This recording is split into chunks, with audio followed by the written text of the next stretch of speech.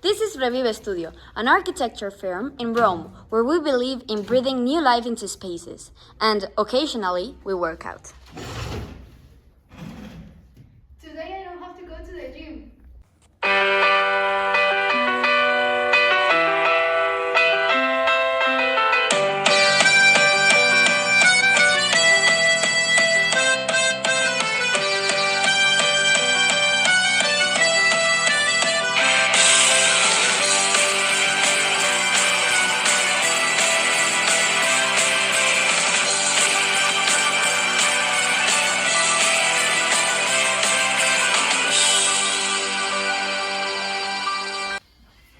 Our team is specialized in adaptive reuse, sustainable design, and fighting over who controls the playlist.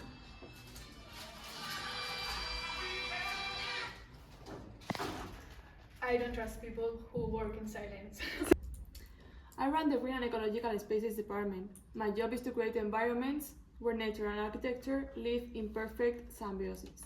This is a disgrace to chlorophyll. Last month, I designed a rooftop garden. When 3 people saw it, they cried. That's how you know you do it very well. Before I knew I was dedicated to natural cause, I did this project. Check this out. This project proposes a multifunctional and inclusive space designed to foster community interaction through open circulation, visual connection, and spatial adaptability.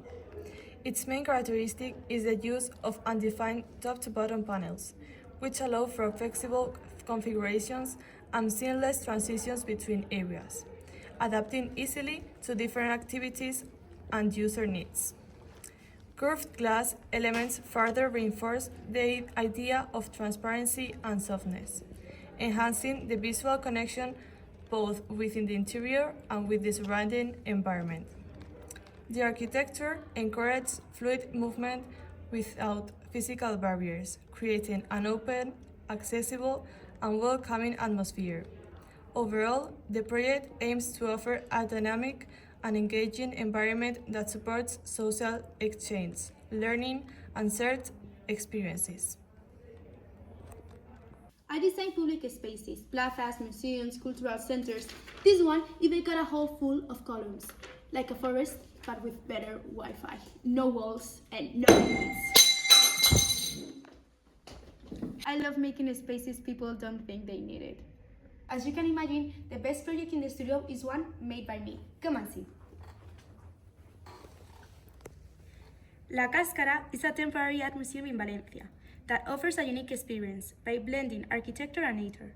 Raised on pillars to protect from the seasonal floods and reduce the environment impact, the building appears to flow above the landscape. Its geometric, sculptural design consists on unconnected volumes that harmonize with the surroundings. A single large opening that hides the point allows natural light to enter, creating an enchanting play to light and shadow that enhance the artwork, and forest a reflected atmosphere. Inside the museum, as a liner allowed, with exhibition spaces of varying heights and offering flexibility. The southern walls are closer, so block the heat, while the north sides gently open to the landscape. I work on private housing. For me, a home should reflect who you are, or at least who you want people to think you are. This patio uses passive cross ventilation. No air conditioning, just natural airflow. Unless you are one of those people who sleep with a fan in December, in which case architecture can only do so much. Barbara is not the only one who has done public spaces. Let me show you. The Paso project is proposed as a residence for 14 Erasmus students in Porto. The space dedicated to private use is arranged in the building on the lower street, organizing the entire ensemble, 2 buildings and a terraced garden based on this. A room module measuring 360 by 360 meters is used, and all the project's dimensions are multiples of this module. The intention is to leave a passage between the 2 streets, initially for public use, while privatizing the enclosed spaces. The upper building has 4 floors for undetermined use, including a bathroom, with the potential to vary its function. It also allows for removing 1 floor slab, leaving the 3rd floor as a double height space. The lower building will have, on the ground floor, access to the ensemble through the garden, leading to a common space with a kitchen, bathrooms, sitting areas, and a view of the garden. The rest of the floors are dedicated to rooms, accommodating those 14 Erasmus students. I handle ephemeral architecture, temporary spaces, fashion shows, runways, anything you can imagine. Last week, the creative director of Chanel told me my lighting was like moonlight on velvet. That's not really a compliment. Last year, I designed this amazing hippo-style hall. Come and see. It includes a fashion runway and an amazing exhibition area.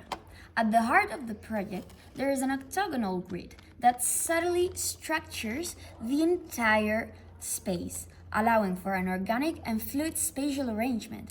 This grid does not impose rigid separations, but instead fosters an environment where the sense of limits is completely lost. The boundary between inside and outside dissolves, and the designated spaces for various activities blend into one another. This creates an intuitive environment where users can navigate freely, discovering and appropriating areas in ways that best suit their needs.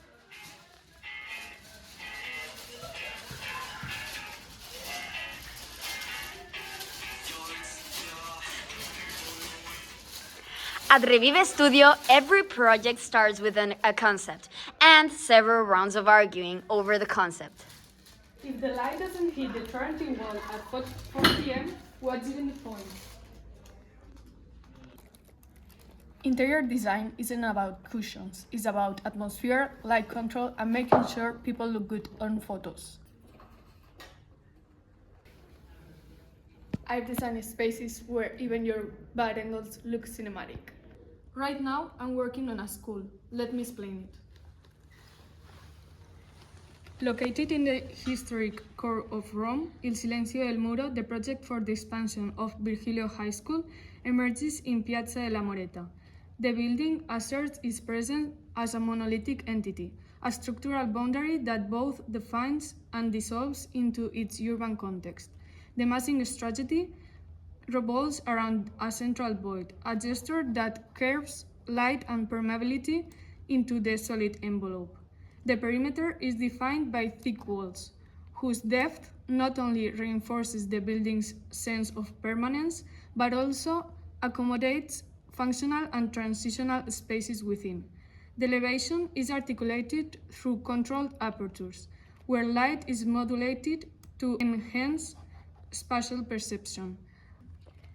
Materially, the project employs a palette of exposed concrete and travertine, echoing Rome's architectural lineage while ensuring durability and dialogue with the surrounding context. It's called ephemeral architecture for a reason.